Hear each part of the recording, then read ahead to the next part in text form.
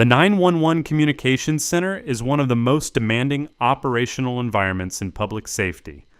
High call volume, time pressure, life safety decisions made in seconds, staff working under conditions that would overwhelm most people, and now AI is showing up in that environment. Not in the future, right now. Vendors are actively selling AI-assisted transcription, call analysis, predictive dispatch tools, and quality assurance platforms directly to communication centers across the country. Some agencies are already using them. Most leadership teams have not had a serious conversation about what that means. This video is that conversation. Let me be specific about what is actually happening. AI transcription tools are being used to convert 911 calls into text in real time, or after the fact, for quality assurance and training review purposes.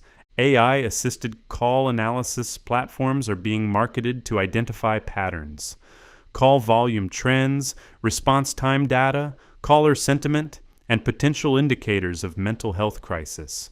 Predictive dispatch tools are being developed and piloted in some jurisdictions, tools that use historical data to suggest resource deployment before a call even comes in. Quality assurance platforms are using AI to evaluate dispatcher performance against defined standards, flagging calls for supervisory review automatically. And on the administrative side, communication centers are using general AI tools for documentation, scheduling support, policy drafting, and training material development. Each of these represents a different level of operational involvement and a different set of risks and considerations for leadership. Some of these tools are genuinely useful, some are being oversold, and some raise serious questions that leadership needs to be asking before signing a contract. The risks in a communications center environment are not identical to the risks in a patrol or investigative context. They are in some ways more acute, because the communications center is the first point of contact. The decisions made there shape everything that follows. Here are the risks leadership needs to understand. Transcription accuracy in high-stress calls. AI transcription tools perform well in controlled conditions.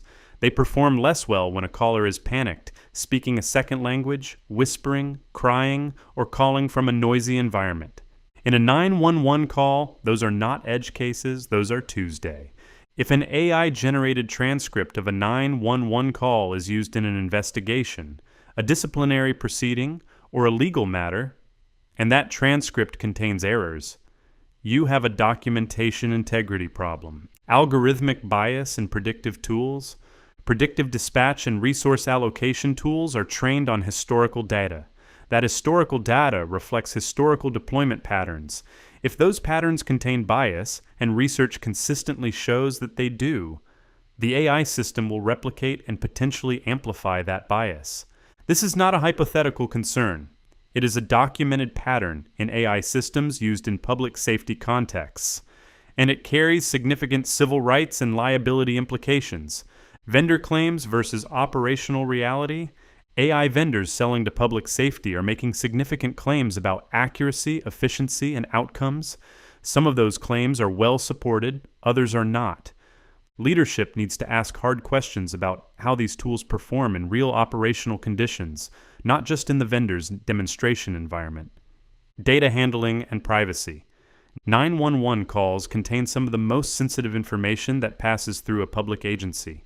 Medical details, mental health disclosures, domestic violence situations, child welfare calls. When AI tools process that audio, where does that data go? Who has access to it? How long is it retained? What are the vendor's data security practices?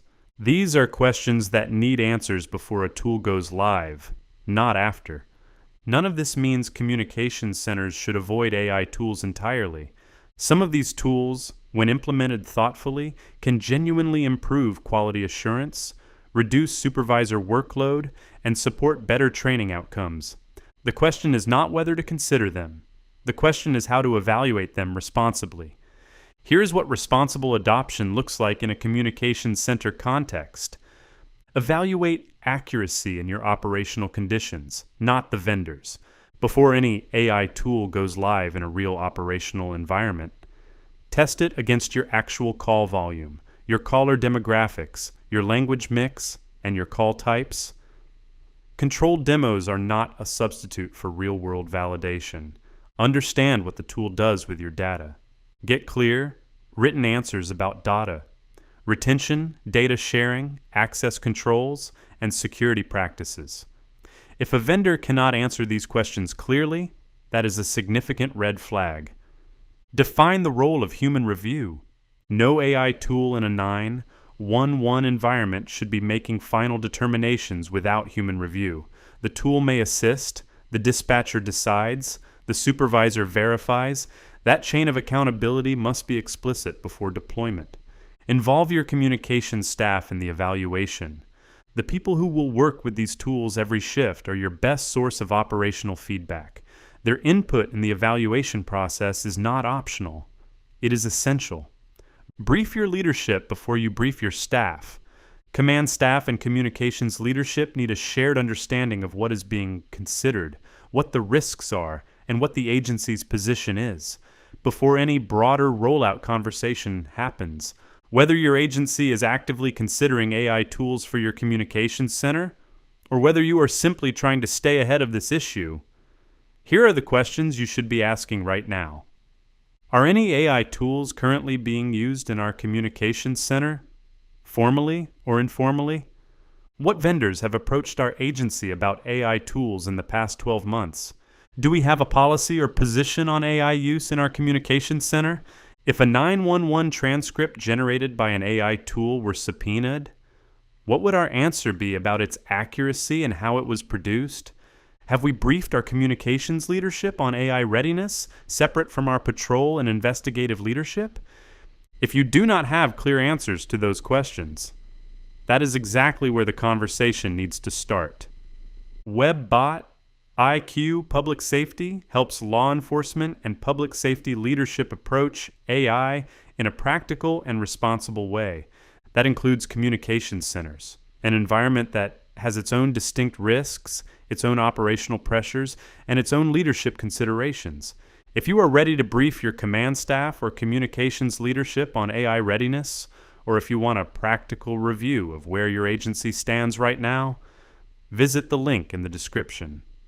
WebBotIQ.com/public-safety. If this was useful, subscribe. New videos every Friday covering AI and public safety leadership. And if you know a communications director, ECC supervisor, or public safety leader who needs to hear this, send them this video. AI is already in the communications center conversation. The question is whether your leadership is part of it. I will see you in the next one.